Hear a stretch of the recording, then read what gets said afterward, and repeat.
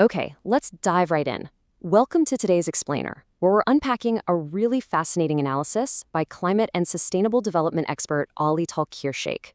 We're looking at a piece from Dawn that literally flips the script on how we think about national survival. Day after day, we see these headlines about global crises, and our first instinct is usually to look for immediate physical fixes. But today, we're going to explore what truly guarantees a nation's endurance during a massive existential shock. Is it giant seawalls? Is it billions in foreign aid? Or is it something much, much more fundamental? Well, let's find out. So what truly makes a nation resilient? When you hear that word, especially climate resilience, your mind probably jumps to the stuff governments love to measure: gross domestic product, foreign exchange reserves, or, massive infrastructure projects like dams and high-tech early warning systems. And hey, it makes sense. Those things are highly visible, they're tangible, and they make for great photo ops. But the author completely challenges this conventional wisdom. He argues that while GDP and financial reserves are standard metrics for a functioning state, they just aren't the ultimate safety net when the system undergoes a massive shock. Instead, Sheikh presents a fascinating alternative. He argues that credible climate resilience isn't just a standalone technical fix. It's actually anchored in a socioeconomic hierarchy. Picture a ladder made up of 5 distinct layers that a nation has to climb, one by one from the ground up. And the absolute anchor of this entire structure? The depth of a nation's human capital. It is entirely about people, not concrete. True endurance, the kind that survives generational catastrophes, is built step by step through relentless investments in human minds. So here's our roadmap for this explainer. We're going to climb these 5 layers together, starting at foundational literacy, then functional human capital, trade-anchored upgrading, applied STEM resilience, and finally, the integrated innovation economy.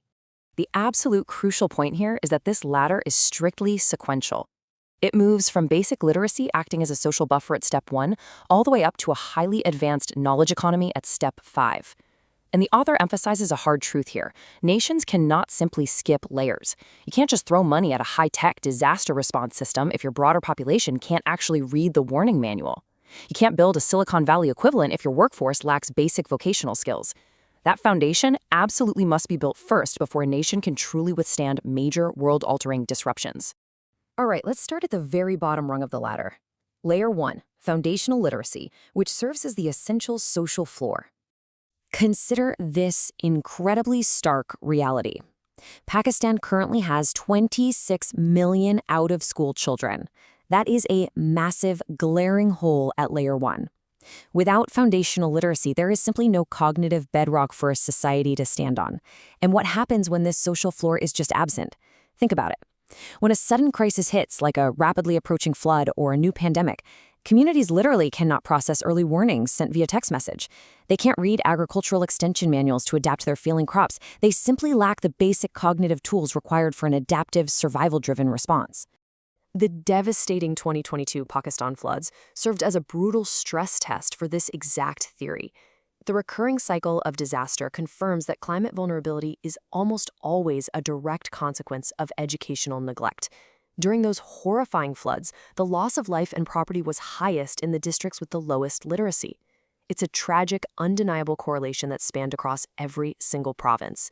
Yet, as the author points out, public sector investments and massive international loans remain hyper-focused on pouring concrete for physical infrastructure, kind of entirely ignoring the human capital that actually determines survival.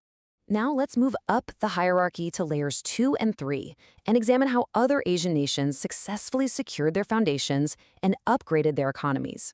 Let's look at how targeted investments in literacy and skills directly translate into surviving civil wars, defaults, and massive global market shifts. Take Bangladesh at layer 2. They recognize their vulnerability and systematically prioritize women's literacy and vocational training. This created a highly stable social floor, catapulting the nation into becoming the world leader in green garment manufacturing. And they aren't stopping there. Now, those literate, empowered women are seamlessly moving up into the digital economy. Then, consider Sri Lanka at layer 3. They boast an incredible 92% national literacy rate. That widespread foundational intellect is exactly what enabled a quick recovery from a decades-long civil war. Even more recently, that exact same human capital prevented total societal collapse during their severe 2022 sovereign default. The people had the capacity to adapt, organize, and rebuild. And Vietnam? They committed a staggering 14% of their entire national expenditure to education.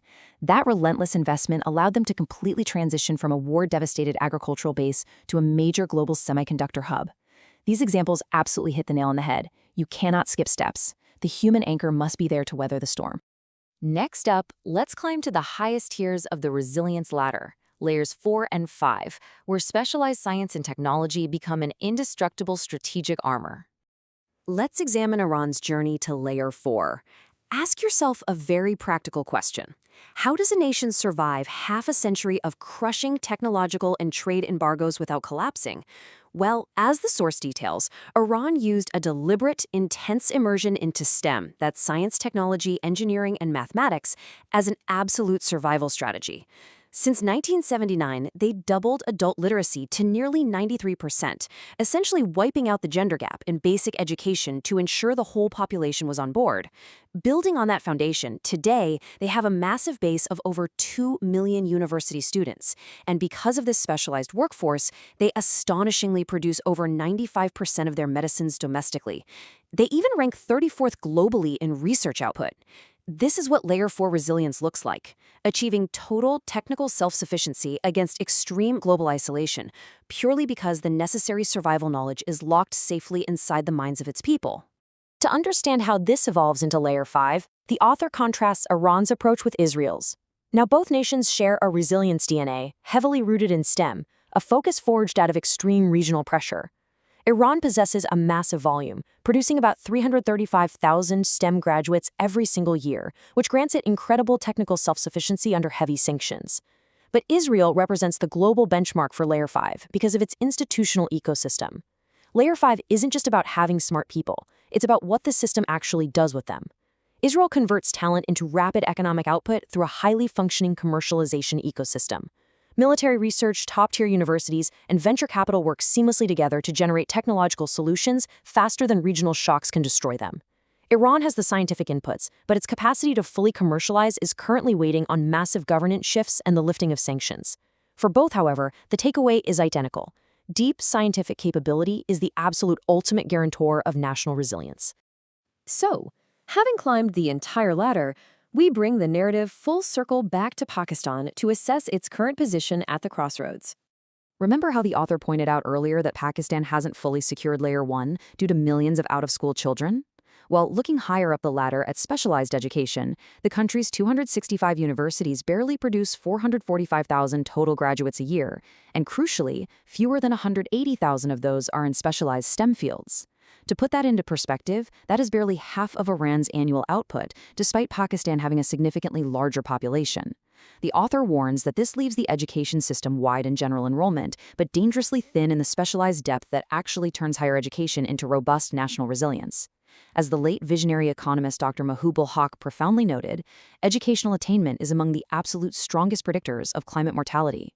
When complex disasters strike, you need complex, specialized problem solvers to navigate them. It really is a matter of life and death. The evidence presented in this analysis is completely unambiguous. Throughout recent history, nations that relentlessly invested in their people, their minds, their foundational literacy, their highly technical skills, those were the ones that absorbed civil wars, sovereign defaults, and unprecedented climate disasters, and emerged stronger. Nations that didn't make that investment are quite literally still counting their losses. Pakistan and arguably many other nations facing similar vulnerabilities stands at a profound crossroads. Can we truly afford the staggering cost of ignoring human capital? Because as we've learned today, the most impenetrable armor a country can build against an uncertain future isn't made of seawalls or concrete. It's made of education. Thank you for joining me for this explainer, and I hope this leaves you thinking deeply about the true foundations of resilience.